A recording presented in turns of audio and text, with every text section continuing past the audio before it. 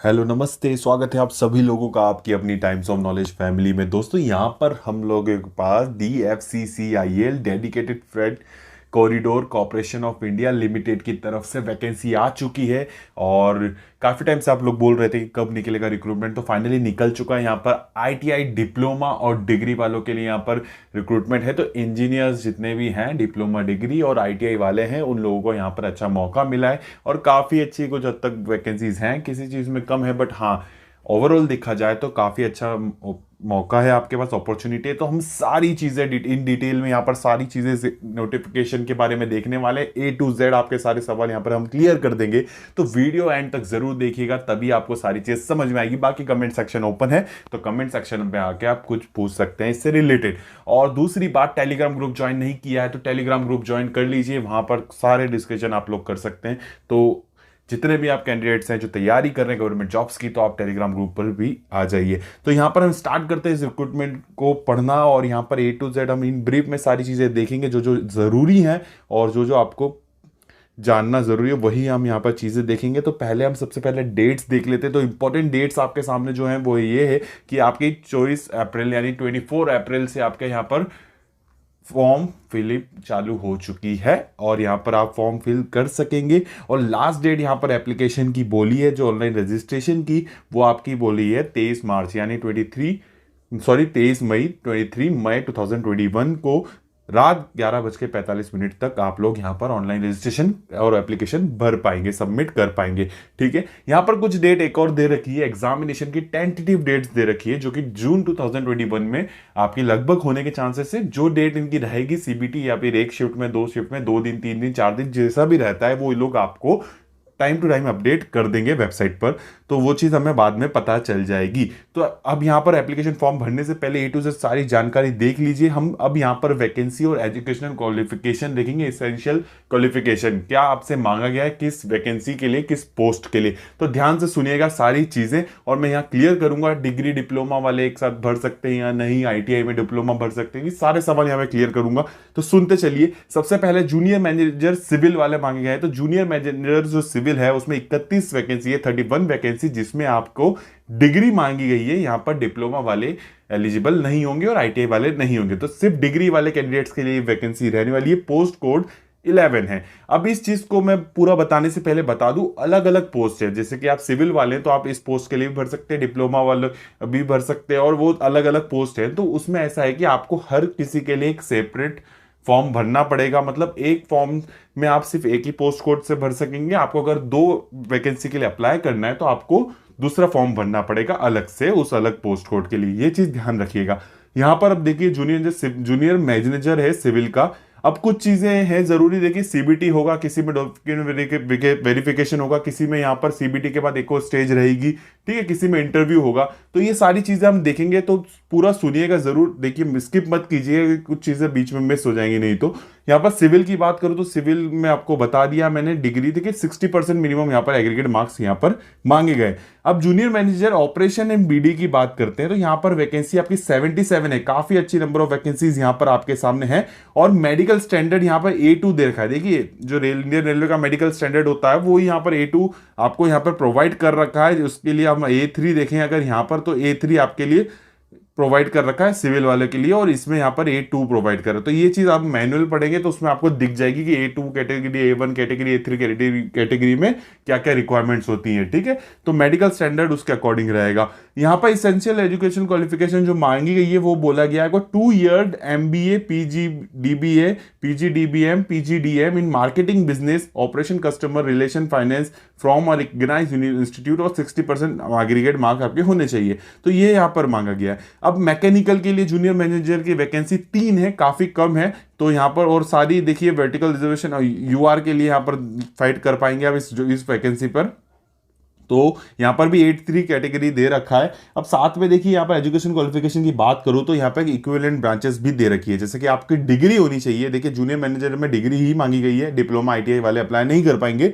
तो डिग्री होनी चाहिए मैकेनिकल इंजीनियरिंग में, इलेक्ट्रिकल इंजीनियरिंग वाले भी अप्लाई कर पाएंगे, मैकेट्रॉनिक्स वाले भी, इंडस्ट्रियल वाले, प्रोडक्शन वाले, ऑटोमोबाइल वाले, मैन्युफैक्चरिंग। देखिए 3 वैकेंसी है और सारे इक्विवेलेंट यहाँ पर अलाउड हैं। तो सोच सकते हैं आप लोग कि यहाँ पर कितना ज्यादा कंपटीशन होने वाला है। तो यहाँ पर सारी यहाँ पर इक्विवेलेंट ब्रांचेस दे रखी है, 60% मिनिमम मांग एग्रीगेट मांग रखा है। अब हम देखते हैं पोस्ट एग्जीक्यूटिव वाली पोस्ट। अब देखिए उससे पहले मैं बता दूं, जो मैं इसके पहले मैनेजर वाली पोस्ट बता रहा था आपको, मैं इसमें आपको सैलरी रेंज भी बता रखी है। देखिए पे स्केल आपका 50,000 से 1,60,000 का दे रखा है, ठीक है, आईडीए पे स्केल के अकॉर्डिंग। तो ये यहाँ पर ये रहने वाली है। तो देखिए यहाँ पर अगर हम इसके आगे जाएं तो वहां पे अराउंड 50 to 60,000 के बीच में आपकी सैलरी रहेगी। यहाँ पर देखिए 30 to 40,000 के बीच में कुछ रहेगी आपकी सैलरी एग्जीक्यूटिव पोस्ट के लिए। तो यहाँ पर एग्जीक्यूटिव सिविल में 73 वैकेंसीज है, अच्छा मौका है आप लोगों के लिए।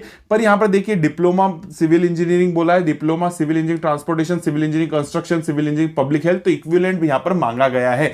अब एक सवाल आप लोगों का होगा कि इस पोस्ट के लिए आप डिग्री वाले अप्लाई कर सकते हैं या नहीं कर सकते। तो हायर एजुकेशन, आपका जो हायर क्वालिफिकेशन वो डिग्री है, और इस पोस्ट के लिए आप लोग डिग्री वाले अप्लाई कर पाएंगे। आईटीआई वाले यहां पर भी एलिजिबल नहीं है, डिप्लोमा डिग्री के लिए ये पोस्ट रहने वाली है। तो आपके थोड़ा यहां पर दोनों क्लैश होंगे क्योंकि दोनों लोग यहां पर फाइट करेंगे।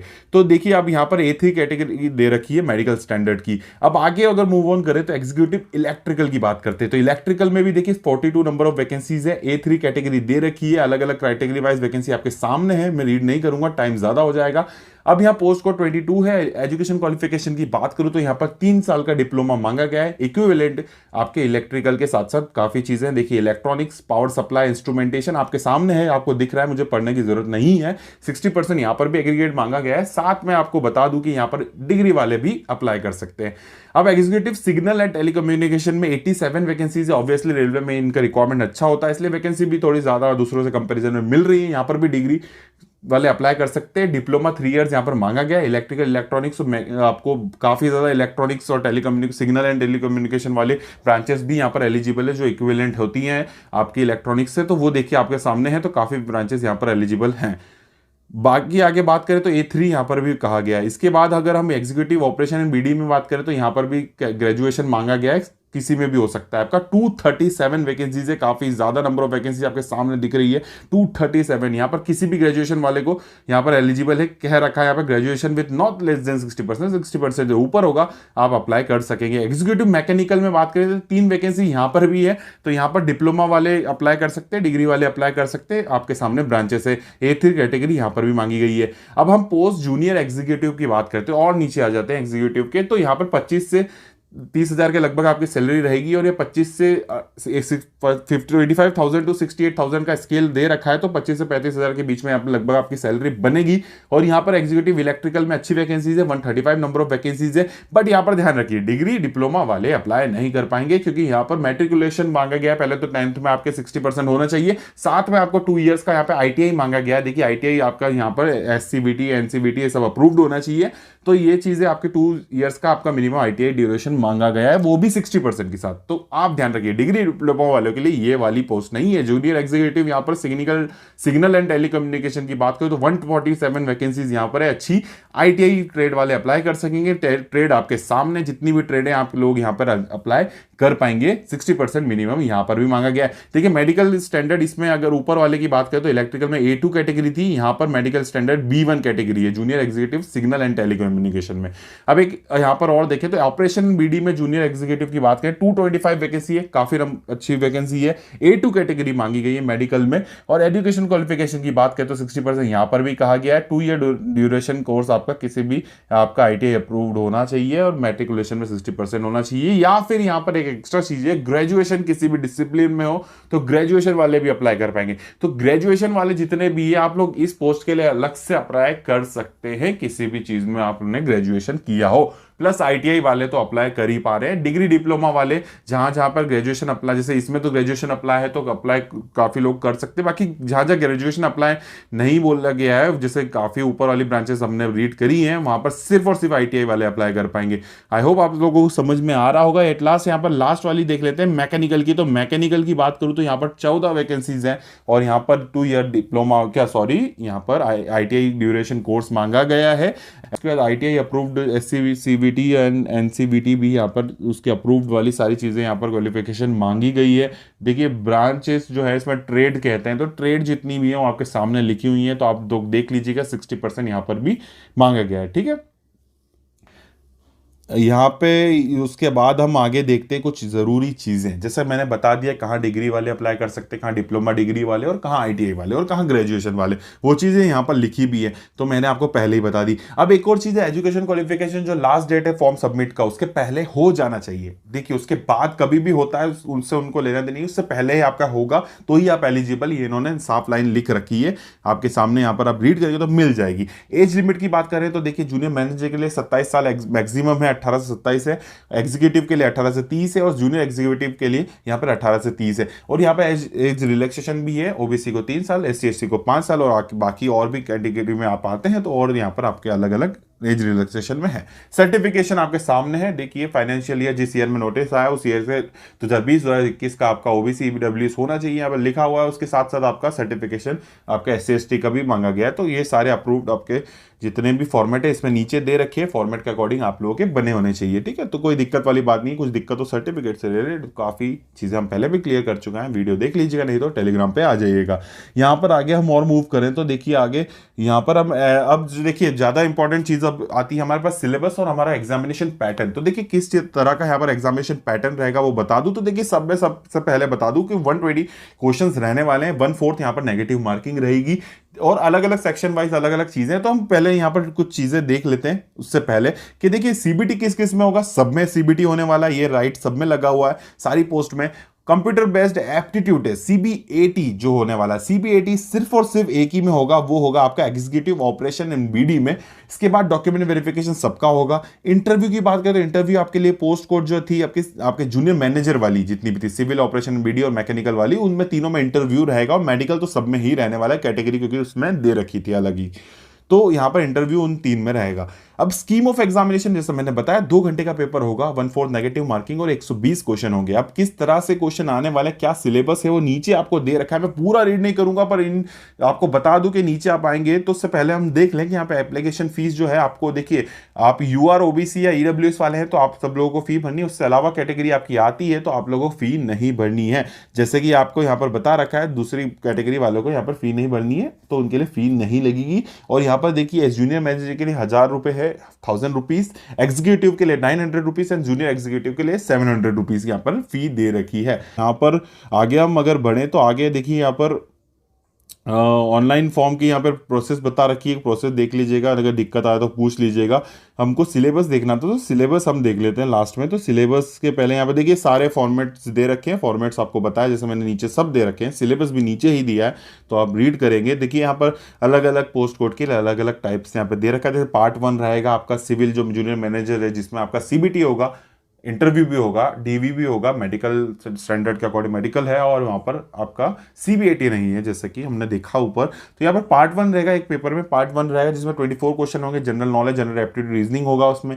फिर पार्ट 2 रहेगा 96 क्वेश्चन होंगे जो आपके डिसिप्लिन से रिलेटेड होगा। इसी तरह सबके अलग अलग प्रकार से यहाँ पर चीज़ें बांटी गई हैं, अलग अलग डिसिप्लिन। वैसे लगभग यहाँ पर सारी चीज़ें आपको 24 और 96 वाला है जो क्वेश्चन का दिया है वो ऐसा ही दिया है, बट यहाँ पर देखेंगे जैसे कि कुछ डिफरेंस है। जूनियर एग्जीक्यूटिव इलेक्ट्रिकल में 60 क्वेश्चंस का सीन रख रखा है। तो इस तरह से अलग अलग चीज़ें हैं अलग अलग पोस्ट कोड के लिए, तो आप लोग इनको रीड कर लीजिएगा। तो आई होप मुझे यहाँ पर आप लोगों को वैसे समझ में आ गई होंगी सारी चीज़ें, और कुछ चीज़ें अगर मुझसे रह जाती हैं तो वो मैं आपको कमेंट में पिन करके बता दूंगा। आप लोग यहाँ पर पूरी चीज़ें रीड करेंगे, कुछ प्रॉब्लम आती है तो हो जाएगा, टेलीग्राम ग्रुप है आपका, टेलीग्राम पर आ जाएगा।